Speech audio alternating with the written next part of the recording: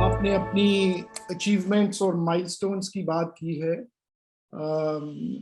To become a member is a big achievement, or every day when you participate in legislation, whatever legislation is done in the house, जितने भी laws, अभी तकरीबन 100 से ज़्यादा provincial assembly ने laws पास किए हैं, तो उसमें आपका भी बड़ा एक vital role है. और बड़े बड़े अहम laws जो है वो प्रोविंशियल असेंबली में पास होते हैं. और हमारी ये असेंबली जो है ये बड़ी पुरानी असेंबली, जो कि 1835 में इसका foundation stone was laid by Sardar Joginder Singh. आप अगर देखें, when you enter the provincial assembly, right side पे उसका स्टोन लगा हुआ है. मैं पुरानी असेंबली की बात कर रहा हूँ. 3 साल में ये असेंबली बनी थी. And in 1838, 10th of November, the first session of the provincial assembly was in session. और उस जमाने में जो लेफ्टिनेंट जनरल्स होते थे, who were the governors of those provinces, उनको लगाया जाता था, इसको काउंसिल का हेड लगाया जाता था. और उस वक्त इस असेंबली को काउंसिल कहा जाता था. So all the lieutenant generals were the heads of these councils. In 1919, council act was passed, जहां पर वो जो हेड ऑफ द काउंसिल को प्रेसिडेंट का खिताब दिया गया, and then they were known as the presidents of the council. In 1921 legislative council was formed. इसके अंदर इलेक्टेड बंदे भी आते थे और नॉमिनेटेड बंदे भी आते थे. The British Raj would nominate the members of the council. अगर आप सेक्रेटेरिएट में जाएं तो वहां पे जो मीटिंग्स होती हैं वो एक कैबिनेट मीटिंग्स भी वहां पे होती रही हैं. उसको काउंसिल हॉल कहा जाता है, आज भी उसको काउंसिल हॉल कहा जाता है.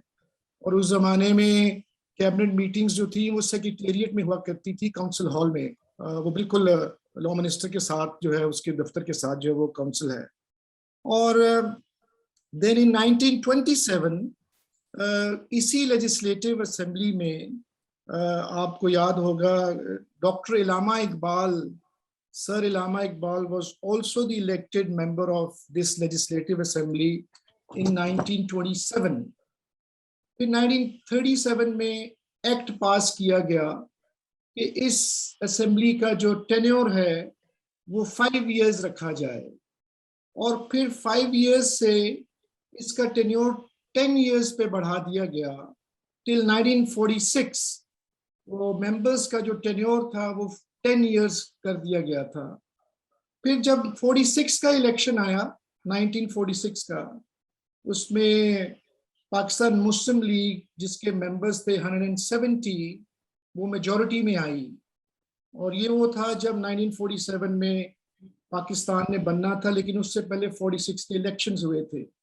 उस जमाने में SP Singha was the speaker of the provincial assembly, which was a very famous name. You should know that. And a very famous resolution was passed. Resolution ये था कि जब पाकिस्तान बनेगा तो पंजाब ने जो है वो किसके साथ जाना है. आया वो इंडिया के साथ पंजाब जाएगा, या पाकिस्तान के साथ रहेगा, या फिर जितनी भी डिस्ट्रीब्यूशन होगी लैंड वाइज, तो उस हवाले से जो है वो जो पंजाब जो फैसला करेगा. So this resolution was passed.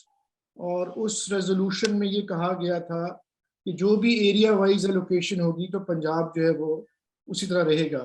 In 1947 constituent assembly ने कॉन्स्टिट्यूशन जो है वो पास करके जिना साहिब को, कायद आज़म मोहम्मद अली जिना को president of the assembly declare किया.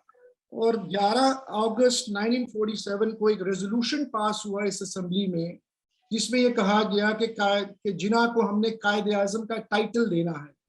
So this title was passed in the assembly on the 11th August 1947.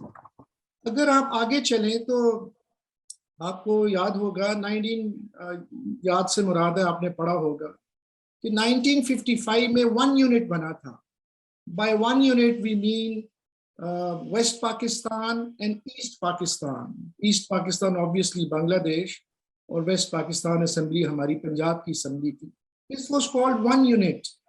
उस यूनिट में जब 56 का जो पहला कॉन्स्टिट्यूशन पास हुआ तो फिर ये कहा गया कि जो इलेक्शन होगा 1962 का जो इलेक्शन हुआ उसमें असेंबली मेंबर्स का टेन्योर जो था वो 2 इयर्स रखा गया.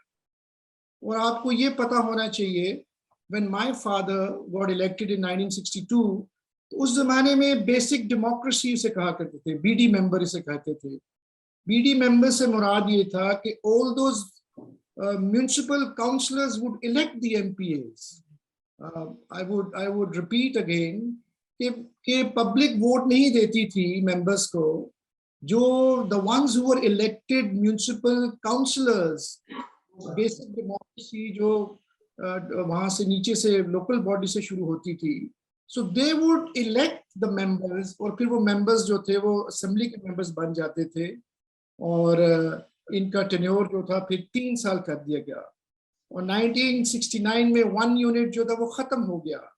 1970 का इलेक्शन आ गया और फिर इस हमारी असेंबली जो पंजाब की है उसका 97 के इलेक्शन के बाद जो प्रोविंशियल असेंबली इसका नाम रखा गया था. पहले इसका नाम था लेजिस्लेटिव असेंबली, कॉन्स्टिट्यूएंट असेंबली, और अब इसका नाम जो है वो रखा गया provincial assembly of Punjab in 1970.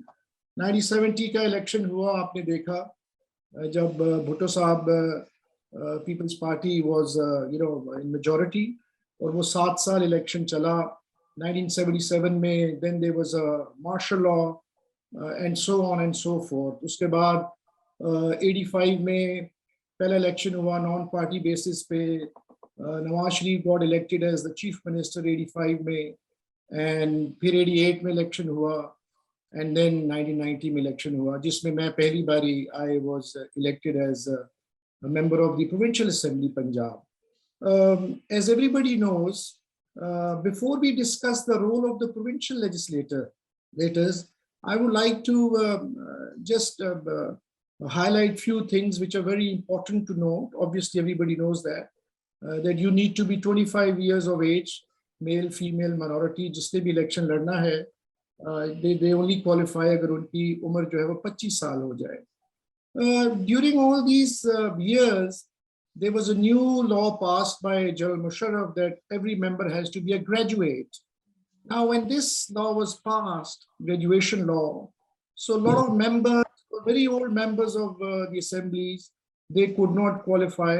So, उन सारे बुजुर्गों के जो बच्चे थे वो elect हो गए उनके बाद, because BA की जो थी शर्त वो रख दी गई थी और जितने भी पुराने senior members थे, they could not be elected. Now, this was the year when young parliamentarians, they started coming into the assemblies. Traditionally, a member would be a member who would be 60 or 70-year-old with gray hair, and senior people would only, would get elected, and the young would not come into the assemblies. But now it's a paradigm shift. And now we see a lot of young members who get elected direct elections or they get, nominated. Now, when you want to be a member, obviously you have to be, your name should be enrolled in the electoral roll, which has been announced by the Election Commission of Pakistan. आपका vote होना चाहिए election की उस voter list में. अगर आपका उस list में नाम नहीं है, so you do not qualify to run an election of provincial or of the National Assembly. The third condition is you have to be a citizen of Pakistan. Agar aap citizen nahi hai, then you cannot, give your application. Aap apni wo jama nahi karwa sakte or you can't elect. Then Article 263. ये भी नया एक आईनी शिकागी constitution में amendment की गई. Article 62, 63, it would say that you have to be clean, pious, you have to be, बिल्कुल आपके खिलाफ कोई corruption नहीं होनी चाहिए, कोई disqualification नहीं होनी चाहिए. So it's a very comprehensive Article 62, 63.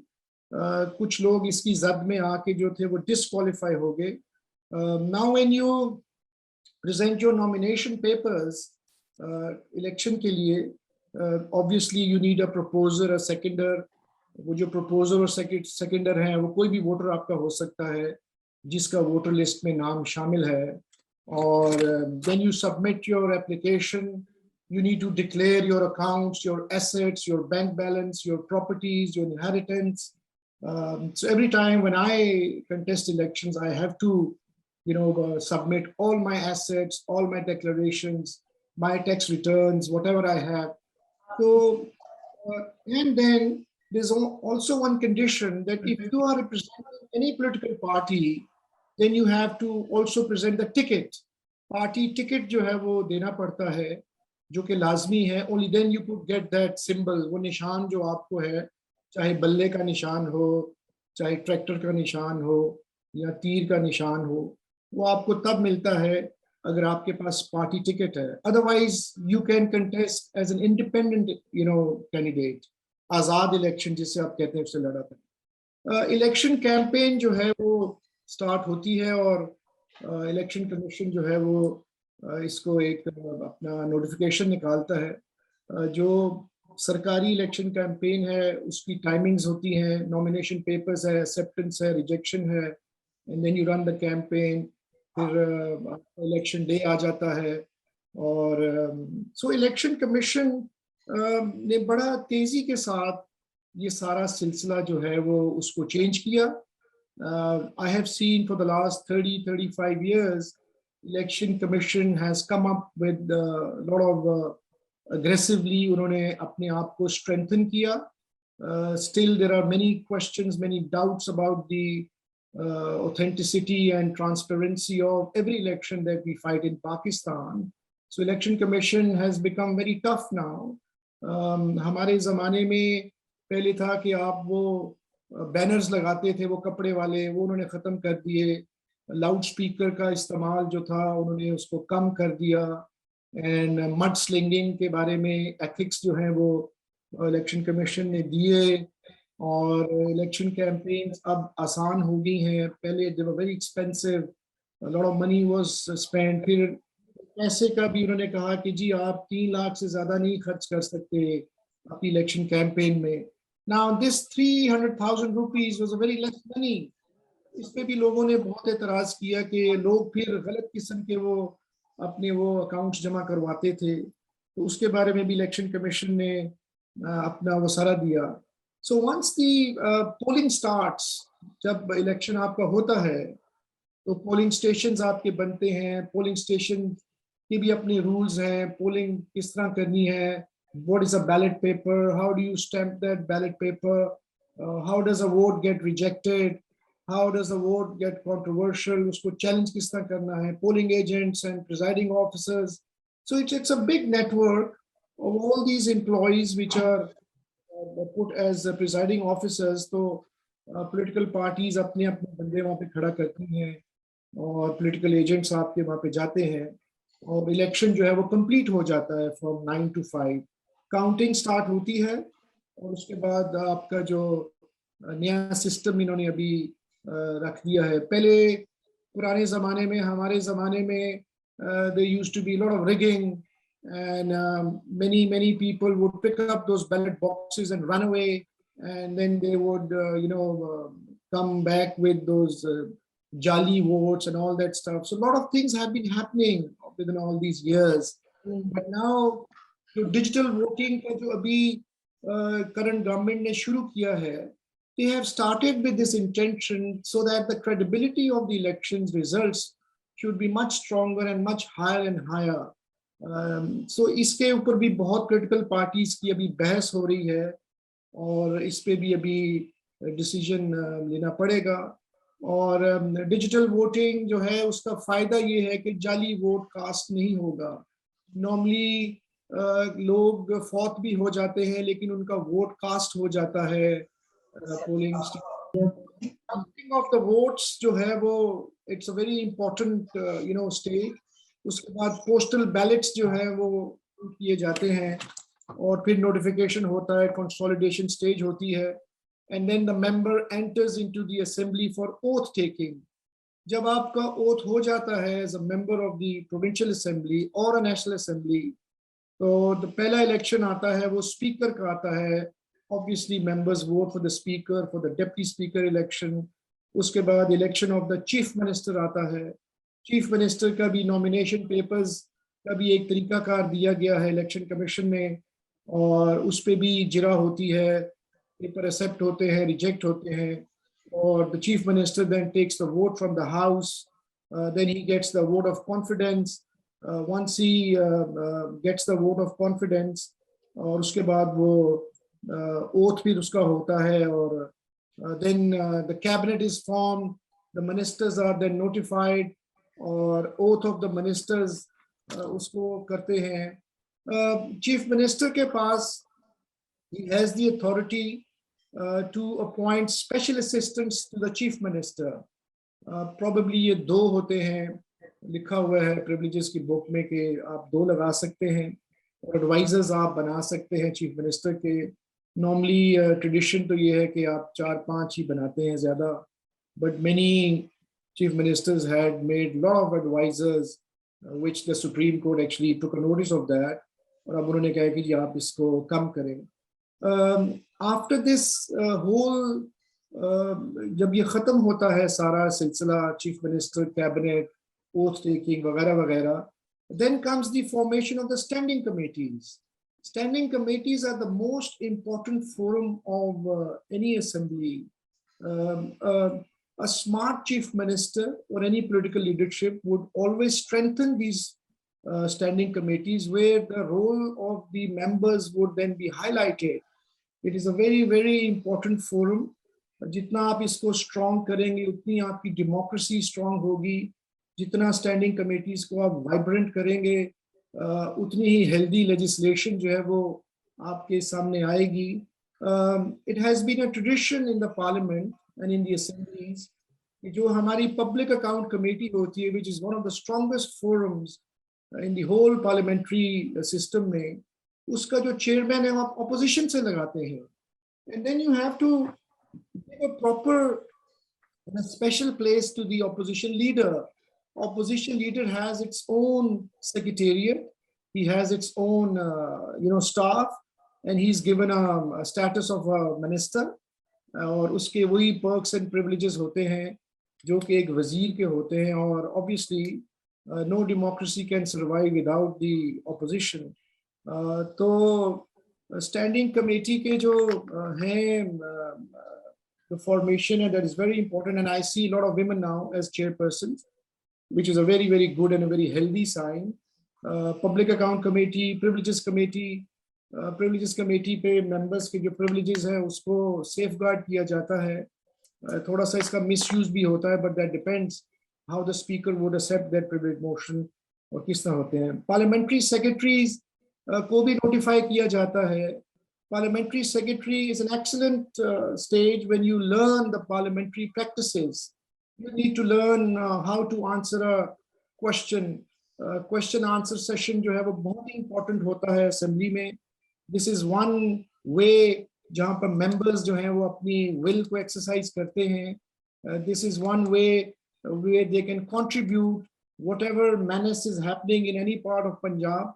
You can pick up any news item and then you can bring it in the shape of an adjournment motion, और आप जो है वो adjournment motion भी आप दे देते हैं. So parliamentary secretary का बहुत बड़ा role होता है. When the minister is not in the assembly, then the parliamentary secretary has to then respond to the questions which are posed by the opposition or any issue.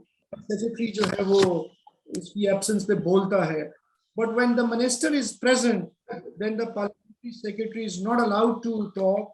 He's not even allowed to respond to any question unless and until the minister allows him to, उसको वो कहे कि आप इस पे participate करें. I have been a parliamentary secretary for health and population welfare.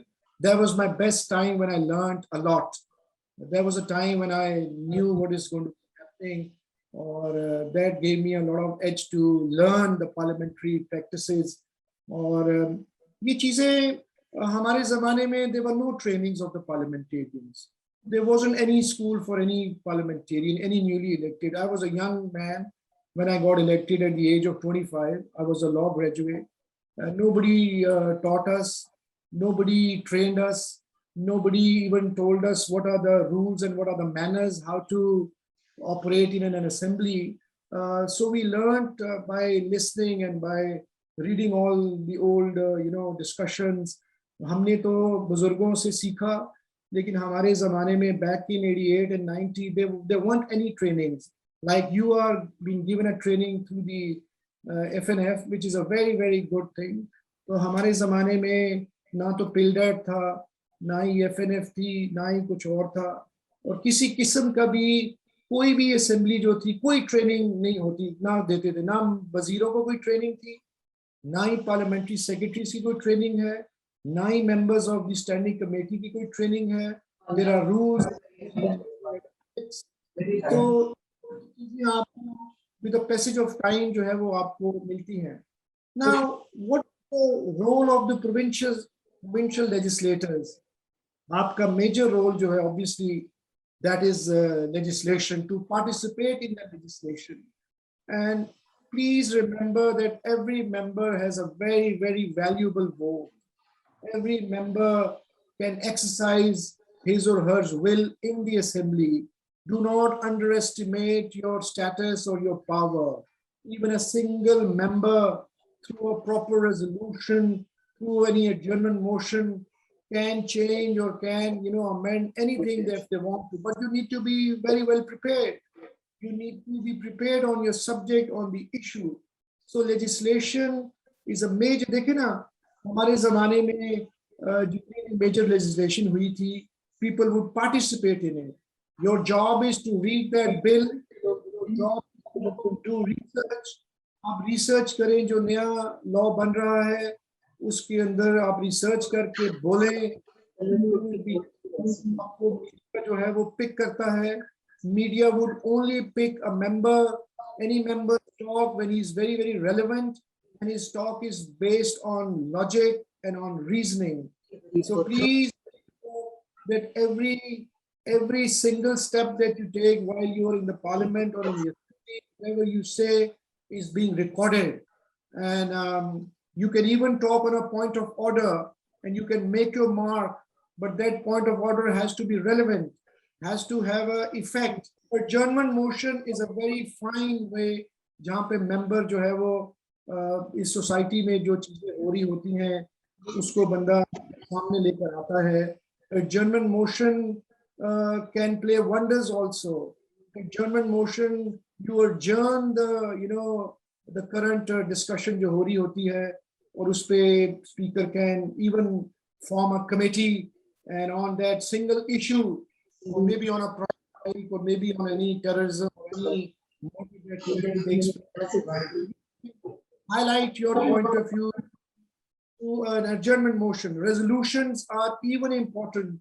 Resolutions जो हैं वो करारदादे जो हैं वो पास होना, और करारदादे जो हैं वो जाती हैं फेडरल गवर्नमेंट में चली जाती हैं, जहाँ पर the mindset of the provincial legislators जो है वो resolution के जरिए वो जो है वो you can put across your point of view.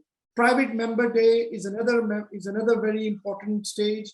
Private member day पे private members opposition भी अपनी resolution ला सकती है, अपने bills ला सकती है. Private member day is to create a balance between the government bills and the private member bills.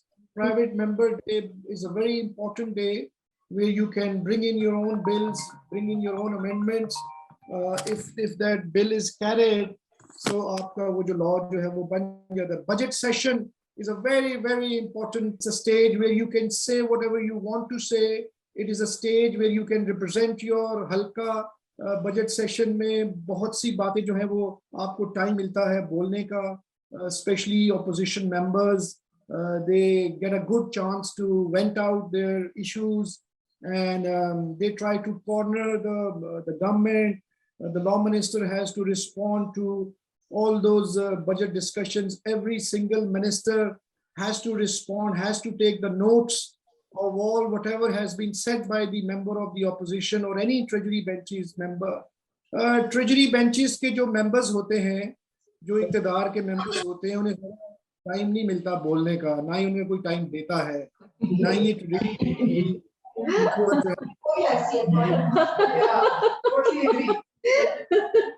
Very well said.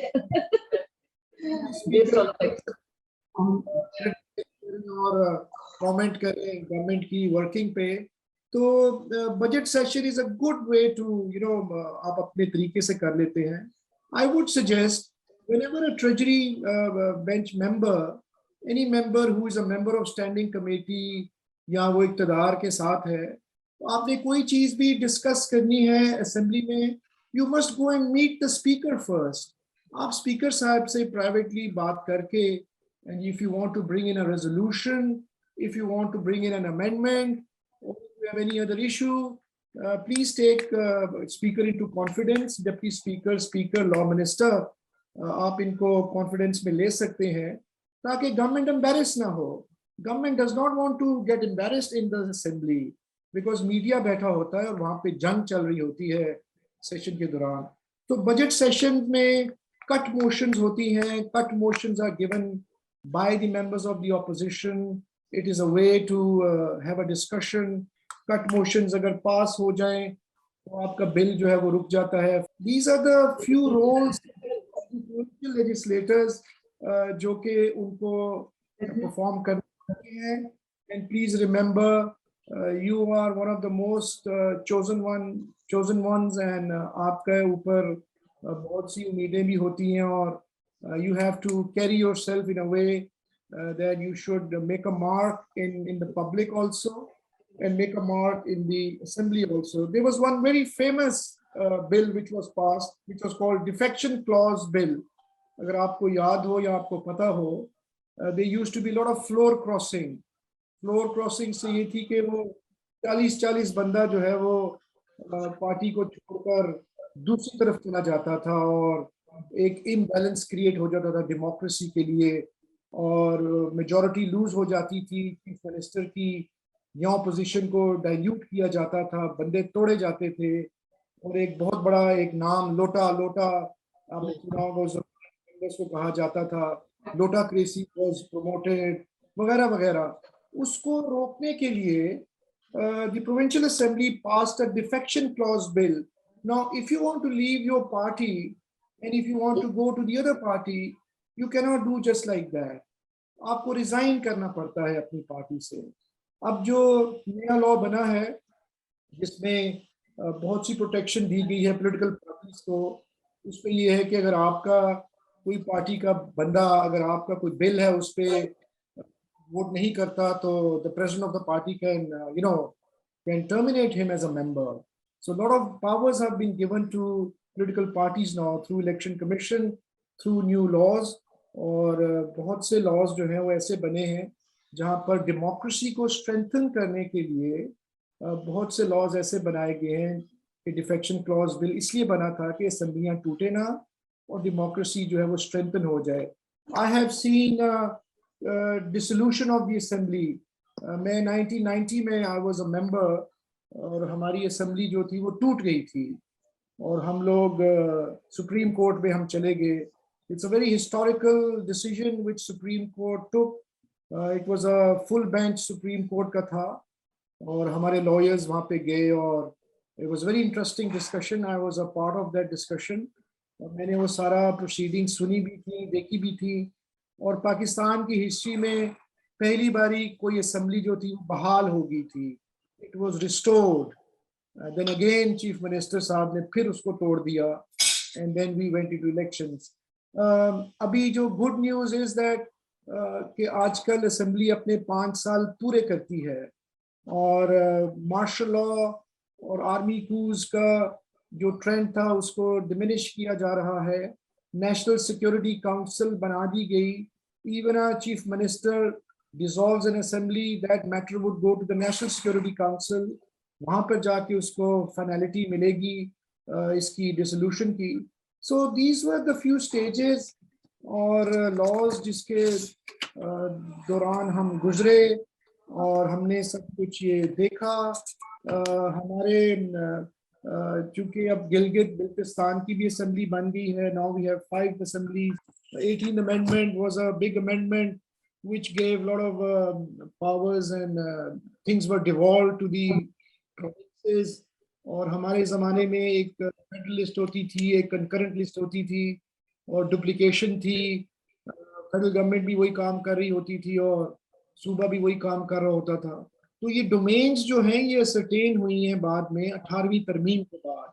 18th amendment was brought in, जिससे सूबे जो हैं वो अपने आप को स्ट्रेंथन फील करते हैं, और सूबे जो हैं वो सूबों का जो इशू होता है अपना, जहां पर चारों सूबों में या वफाक के साथ कोई आपको इशू हो जाए तो आपका मैटर जो है वो काउंसिल ऑफ कॉमन इंटरेस्ट में चला जाता है, CCI में।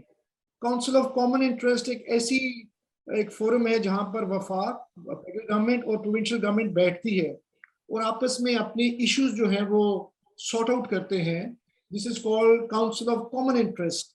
जब मसला कॉन्स्टिट्यूशनल कोई बैरिकेड आ जाए या कोई डिसएग्रीमेंट आ जाए तो ये मैटर फिर जाता है काउंसिल ऑफ कॉमन इंटरेस्ट में। तो इसी तरीके से नेशनल फाइनेंस कमीशन और वाटर रिकॉर्ड, पानी की तकसीम और पैसों की तकसीम जो है, इसके बारे में भी कवानीन बने हुए हैं ताकि चारों सूबों को जो है वो अपने राइट्स जो है वो मिल सके। तो हमारे मुल्क में पार्लियामेंट्री फॉर्म ऑफ गवर्नमेंट शुरू से ही चली आ रही है और इसी पे ज़्यादा जोर दिया जा रहा है। There's a lot of discussions about whether we should have a presidential form of government or a parliamentary form of government. इस पे भी बहुत बहस हो रही है। This was for the first time in the history of Pakistan in 2002 onwards, जहाँ पर women representation को बहुत ज़्यादा फोकियत दी गई थी। We have a large women representation in the assemblies, in the National Assembly, in the Senate, local bodies also. Pakistan is amongst those countries in the world जो कि बिल्कुल टॉप पे है। हमसे ऊपर एक और मुल्क है जहां पर बहुत ज्यादा रिप्रेजेंटेशन जो है वो खवातीन को दी गई है पार्लियामेंट्स में। तो ये जो नॉमिनेटेड सीट्स हैं इनका बहुत बड़ा कोटा जो है वो जो कि वो मिलता है खवातीन को। तो एक बहुत ज्यादा तादाद जो है वो 2002 में पहली बारी हमारी असेंबली में खवातीन आई। We welcomed them and हमने उनको बहुत वेलकम किया था। There was a time when women participation grew, बढ़ी थी। हमने we took 2 members in our cabinet. हमने females ली थी, अपनी ministers लिया था उनको। फिर हमने minority को भी हमने बहुत ज़्यादा फोकियत दी। minority का इलेक्शन आपको पता है, it's a joint electorate होता है, वो हमें भी वोट कर सकते हैं और वो अपने भी वोट लेते हैं, उनकी भी रिजर्व सीट्स होती हैं।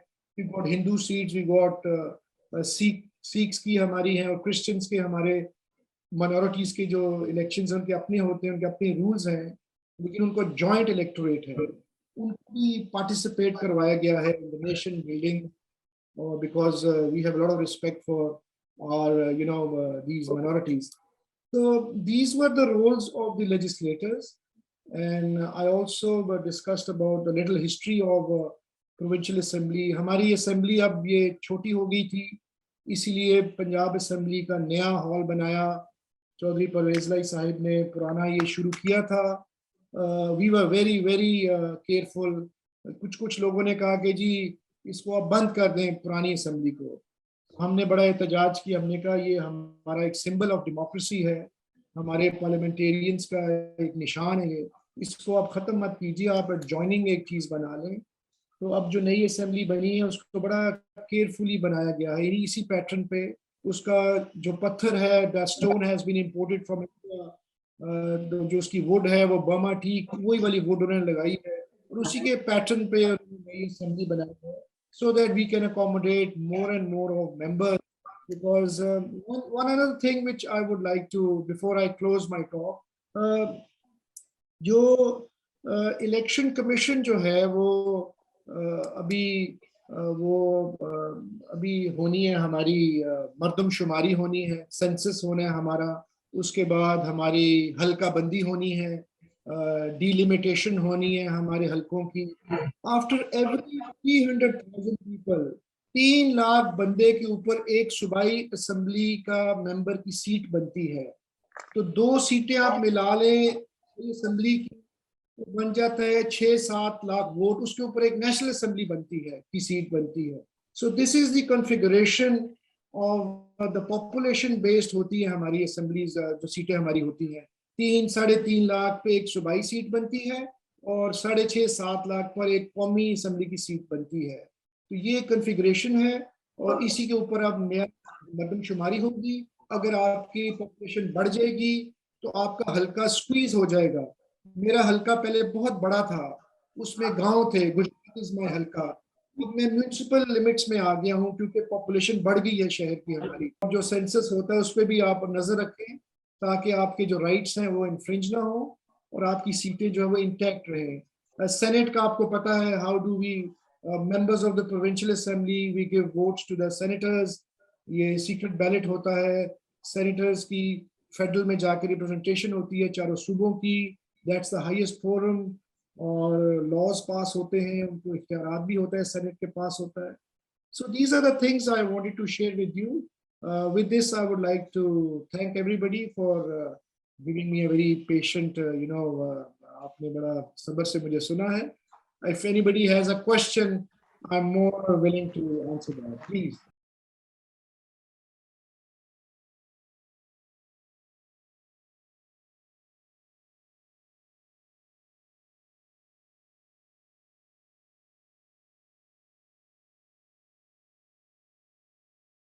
सर मेरे 2 क्वेश्चंस हैं आपसे। एक तो ये कि आपने की बात की और आपने उसकी इम्पोर्टेंस की बात की और आपने कहा कि हमें उसमें पार्टिसिपेट करना चाहिए जो इसमें अमेंडमेंट्स हैं बाकी चीजें। बट सर अनफॉर्चुनेटली इशू ये होता है कि बिल्स जो हैं वो आ जाते हैं, ले हो जाते हैं, बट हमें पहले दिए नहीं जाते कि हम उनको स्टडी करें, हम उनको देखें कि उसमें क्या है। वो बिल आता है और वो बस आईज एंड नोज में जो है वो बिल या पास हो जाता है या जो है वो जब आईडी कार्ड नहीं है तो ऑब्वियसली उनका वोट जो है वो कैसे होगा। सो उसको कैसे हम जो है सर हम तीन क्वेश्चन एक पहले देख लेते हैं कि आवाज आ रही है हमको। आवाज आ रही है? हमारी हमें ये होता है कि हम जो है ना क्रॉस टू क्रॉस पढ़ते हैं और फिर उसमें अमेंडमेंट्स लाते हैं। तो अपोजिशन में you learn a lot, government में आपको ये इतना मौका नहीं मिलता। दूसरा है कि हम जो प्राइवेट मेंबर बिल्स हैं, जो मेरा एक्सपीरियंस है कि असेंबली पास भी कर देती है, सब कुछ प्रोसीजर में वो कहीं गुम हो जाता है। उसको प्रोसीजर को फास्ट बनाने का, जो आपके प्राइवेट मेंबर बिल है उसको जल्दी असेंबली में लाने का, उसका कोई रेमेडी बता दो।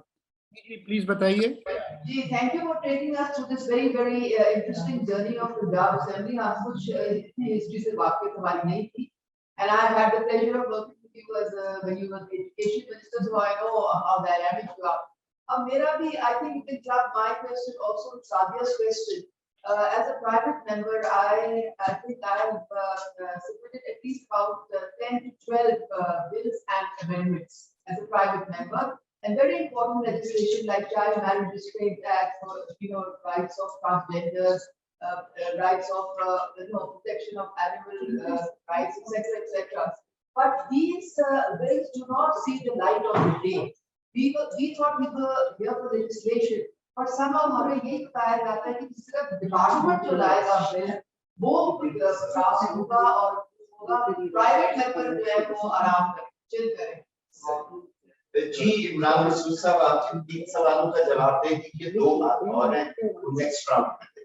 2 क्वेश्चंस, एक तो था कि लेजिस्लेशन में बिल जो है वो एकदम आ जाता है और पढ़ने का मौका भी नहीं मिलता, और हमारे ज़माने में भी यही होता था कि एकदम बिल आता था और चूंकि ये रिस्पॉन्सिबिलिटी स्पीकर की होती है, और देखिए इशू आता है जहां पर बड़े थिन मार्जिन्स हो ना मेजॉरिटी के, जिस तरह करंट अभी असेंबली जो है, ऑपोजिशन और ट्रेजरी बेंचेस में बहुत कम फर्क है वोट्स का।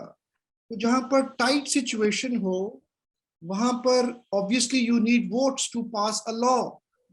तो स्पीकर पे फिर बहुत बड़ी जिम्मेदारी आ जाती है कि किस वक्त वो बिल को पास करवाए और इस वक्त वो सारे वोट्स, मेजॉरिटी वोट लेके वो बिल जो पास हो जाए। ये एक स्पीकर की टेक्निक होती है, comes with experience. Any bill which gets defeated, याद रखिए, अगर कोई बिल जो है वो डिफीट हो जाए वोटों पे, तो एथिकली चीफ मिनिस्टर या speaker has to resign. Ethically होता है, ये दुनिया की पार्लियामेंट्स में ये होता है कि आप अपनी मेजॉरिटी लूज कर जाते हैं और फिर लोग आपको कहते हैं जी वोट ऑफ कॉन्फिडेंस अब दोबारा लें। तो जहां पर टाइट कंपटीशन होता है वोटों का, जहां पर वास्ट मेजॉरिटी हो, वहां पे कोई इशू नहीं होता अपनाना वोट्स का। इसीलिए बेल्स बजाई जाती हैं, फिर वो दरवाजे बंद कर दिए जाते हैं, फिर मेंबरों को उठाया जाता है टेलीफोन कर करके कि भाई पार्लियामेंट के अंदर आओ, तुमने वोट देने हैं। तो बिल को पढ़ने का ज्यादा मौका फराहम नहीं किया जाता, यहाँ तो पूरी उस पर डिस्कशन हो। तो ये एरिया जो है वीक एरिया है हमारा। इस पे लेजिस्लेशन पे बिल्कुल हमारा अहम रोल सबका, लेजिस्लेटर्स का यही है कि इस पे जो है वो हम स्टैंड लें, लेकिन स्टैंड कोई नहीं लेता। इसलिए नहीं लिया जाता कि पार्टी टिकट चाहिए होता है सबको, और पार्टी के अंदर भी बहुत बड़ी कोई खास डेमोक्रेसी नहीं होती पॉलिटिकल पार्टीज में। वहां पे भी मार्शल लॉ ही होता, लगा हुआ होता है। तो जो बंदा खड़ा होकर एतराज करता है तो शायद उसको आइंदा टिकट नहीं मिलता। लेकिन with the passage of time अभी बेहतरी आ गई है इसमें लेजिस्लेशन में। हमारे जमाने में जो बड़ी क्विकली लॉज पास होते थे, और अगर ऑपोजिशन आपकी स्ट्रांग है, और if you have a strong opposition खड़े होके ऑब्जेक्ट कर सकती है। ट्रेजरी बेंचेस का बंदा खड़े होके कानून के अंदर पॉजिटिव अमेंडमेंट तो कर सकता है, उसके अंदर अपना इनपुट दे सकता है, लेकिन इसके लिए पढ़ाई की जरूरत है। पढ़ के आना बिल जो है वो बहुत जरूरी है। और ये हाउस के अंदर खड़े होकर किसी बिल पे कमेंट करना किसी सरकारी मेंबर का, सरकारी से मुराद है ट्रेजरी बेंचेस का, तो मैंने आपसे पहले कहा कि स्पीकर से मिल लीजिए जाके, वरना स्पीकर आपको ब्लैकआउट कर देगा आइंदा, वो आपको मौका नहीं देगा बोलने का। स्पीकर ये समझता है कि ये मेरी इंसल्ट हो रही है कि मेरा ये कहना नहीं मान रही मेंबर। तो बेहतर ये है कि अगर आपने उस बिल के अंदर पार्टिसिपेट करना है, आप प्राइवेटली जाके लॉ मिनिस्टर से मिल लें, स्पीकर से मिल लें, और प्राइवेटली बैठ के वो अमेंडमेंट करवा दें आप उस बिल के अंदर, बजाय इसके कि आप हाउस के अंदर अगर तमाशा लगेगा तो उसका फायदा ऑपोजिशन को होता है, और ये फायदा कोई भी बंदा नहीं पहुंचाना चाहता ऑपोजिशन को। 1 नंबर 2, जो आईडी कार्ड्स की आपने बात की है, जब होती है मर्दमशुमारी होती और डिलिमिटेशन होती है, उसके बाद इलेक्शन की डेट आ जाती है, उससे पहले शनाख्ती कार्ड बनाने का एक टाइम दिया जाता है। उसके अंदर आपको बड़ा आपको एक्टिव रहना पड़ेगा। हम लोग अपनी हलकों के शनाख्ती कार्ड, हम गाड़ियां मंगवा लेते थे नादरा की, वहां पे 200-400 खवातीन को इकट्ठा करके उधर ही ऑन द स्पॉट उनकी वो बन जाते थे शनाख्ती कार्ड। इसके लिए आपको नादरा के साथ राब्ता रखना जरूरी है। अब अभी से आप नादरा के साथ अपने कॉन्टेक्ट्स बनाइए, उनको अपनी राइट साइड पे रखिए, क्योंकि आपको जरूरत पड़ेगी आईडी कार्ड्स की, और आईडी कार्ड्स की हमेशा जरूरत पड़ती है। तो तीसरा सवाल जो है वो मुझे नहीं आया, अगर आप जफरुल्लाह साहब बता दें कि तीसरा सवाल क्या था। प्राइवेट मेंबर बिल जो गुम हो जाए। अच्छा, प्राइवेट मेंबर डे जो सादिया ने अभी बात की, मैडम ने, प्राइवेट मेंबर जो बिल्स हैं वो आजकल बहुत ज्यादा पास हो रहे हैं सूबाई असेंबली में। उसका भी एक रीजन है कि जब लोगों को महकमे रिलीफ ना दें, जब लोगों को मिनिस्ट्रीज रिलीफ ना दें, तो ऑब्वियसली प्राइवेट मेंबर बिल्स जो हैं वो लाए जाते हैं हाउस में, वो पास हो जाते हैं। मैंने इस पे सारा लॉ स्टडी किया है, मैडम कारदार, मैंने इस पे सारा लॉ स्टडी किया है। It is a very very legit way कि आप प्राइवेट मेंबर बिल्स जो है वो पास करते हैं, वो लॉ बन जाता है, अमेंडमेंट्स हो जाती हैं, और आप उसको चैलेंज नहीं कर सकते, किसी भी कोर्ट में नहीं कर सकते। कॉन्स्टिट्यूशन आपको पावर करता है। It is a very legal way, it is a very legit way to bring in a private member bill. लेकिन इस पे फिर लॉ मिनिस्टर एजिटेट करता है कि जब मैं किस मर्ज की दुआ हूं, जब मैं अपने गवर्नमेंट के बिल्स ला रहा हूं, तो आप मेरे जरिए क्यों नहीं आ पाते। तो ये भी, इस पे भी एक टग ऑफ वॉर चलती रहती है। तो बट डजंट मैटर, ये डिपेंड करता है असेंबली के मूड पे, उस वक्त क्या सेंस क्रिएट होती है उस प्राइवेट मेंबर डे पे, स्पीकर पे डिपेंड करता है कि how confident he is to get this bill passed.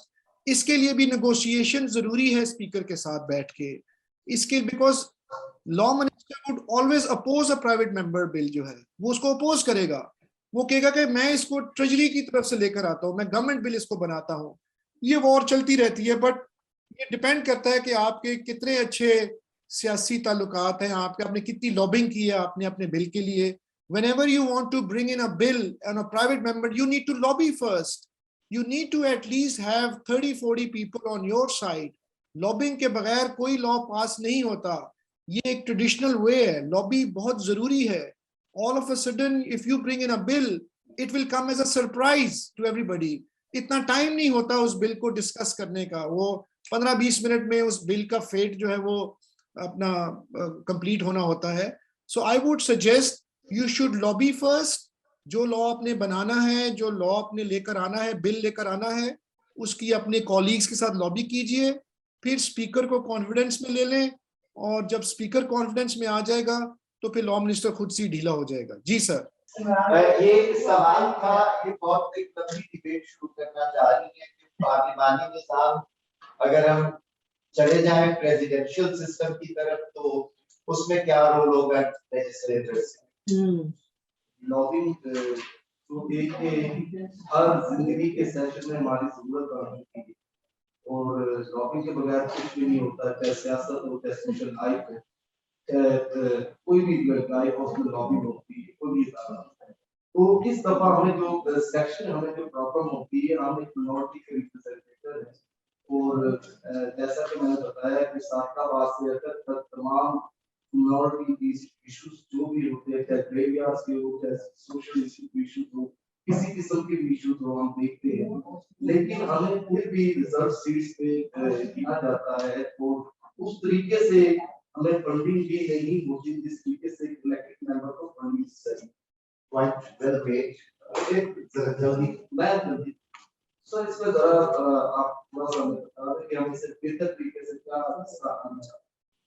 Question, comments. Your talk was very informative, as my colleague said. It was informative, it was productive. I hope it will be help us. मुझे first of all तो ये पूछना है कि आप अभी assembly में क्यों नहीं हैं? Didn't you try to get a ticket? Because we need legislators like you. Secondly, thank you very much. आपने एक political heritage को बचाया, जो हमारा पुराना हाउस है, उसके बारे में आप बात कर रहे थे। प्रेसिडेंशियल फॉर्म ऑफ गवर्नमेंट और पार्लियामेंट्री फॉर्म ऑफ गवर्नमेंट बहुत बहस होती है हर वक्त। It is a very common debate, और we like to follow the success stories है, दुनिया में सारा चल रहा है। तो अगर आपने प्रेसिडेंशियल फॉर्म ऑफ गवर्नमेंट लेकर आनी है तो फिर आप तमाम पॉलिटिकल पार्टीज को पहले इकट्ठा करें। एक सिंगल पॉलिटिकल पार्टी के कहने से तो प्रेसिडेंशियल गवर्नमेंट फॉर्म तो नहीं, अपना फॉर्म ऑफ गवर्नमेंट नहीं आ सकती। उसके लिए आपको एक कंसेंसस चाहिए तमाम पॉलिटिकल पार्टीज का।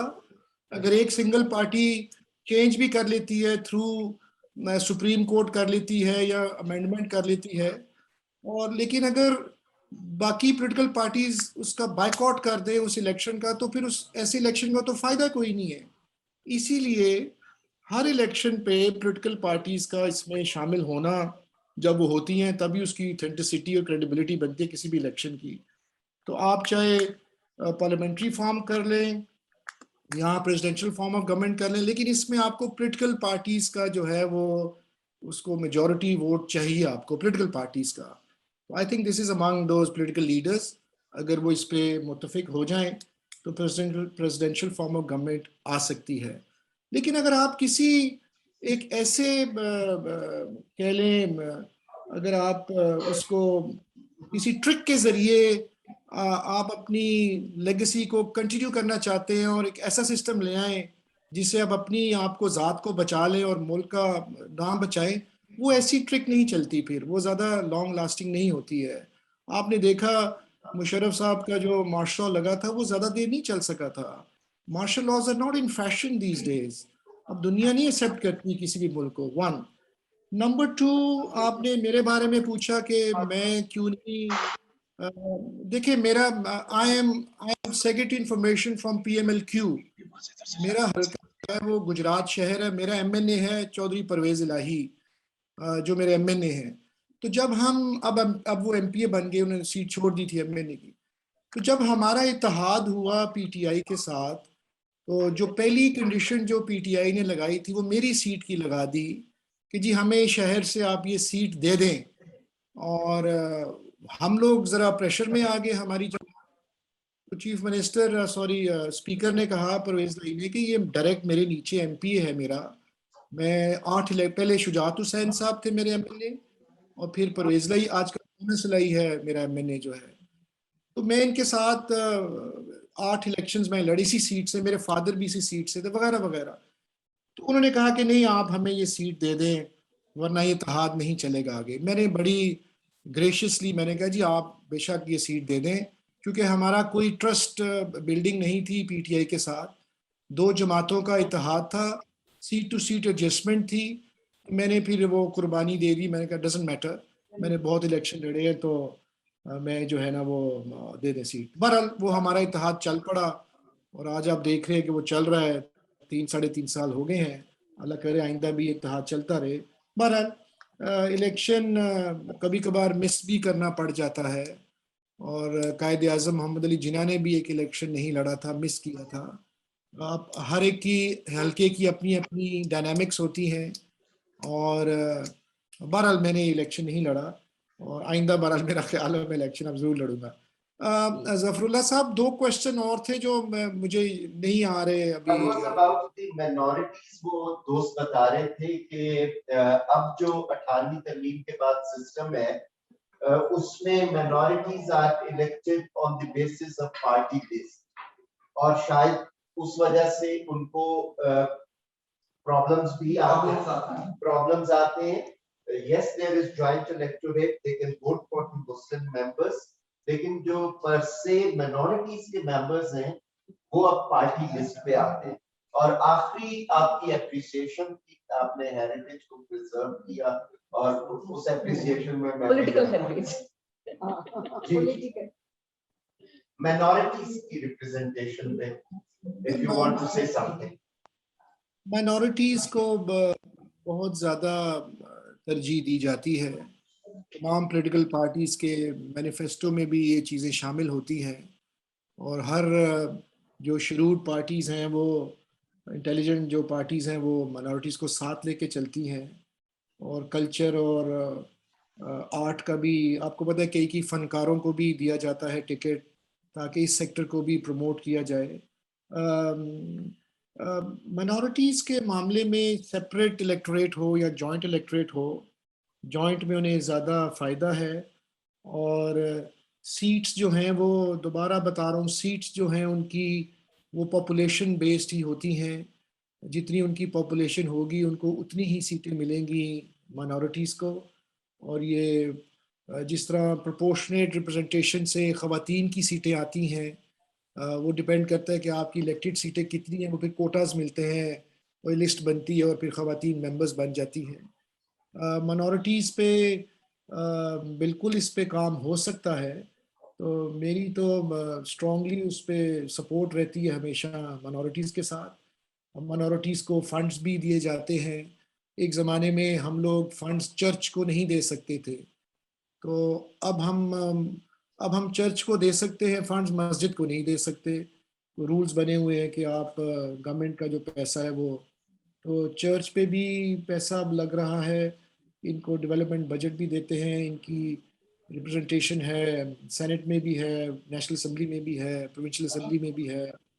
तो इसके अंदर मजीद बेहतरी अगर हो जाए तो कोई एतराज़ नहीं होना चाहिए माइनॉरिटीज़ के हवाले से। जी सर। बहुत शुक्रिया मियां इमरान मसूद साहब, यू आर जनरस, आपने अपने एक्सपीरियंसेस शेयर किए। मैं तमाम पार्टिसिपेंट से रिक्वेस्ट करूंगा कि मुझे ज्वाइन कीजिए। मियां इमरान मसूद साहब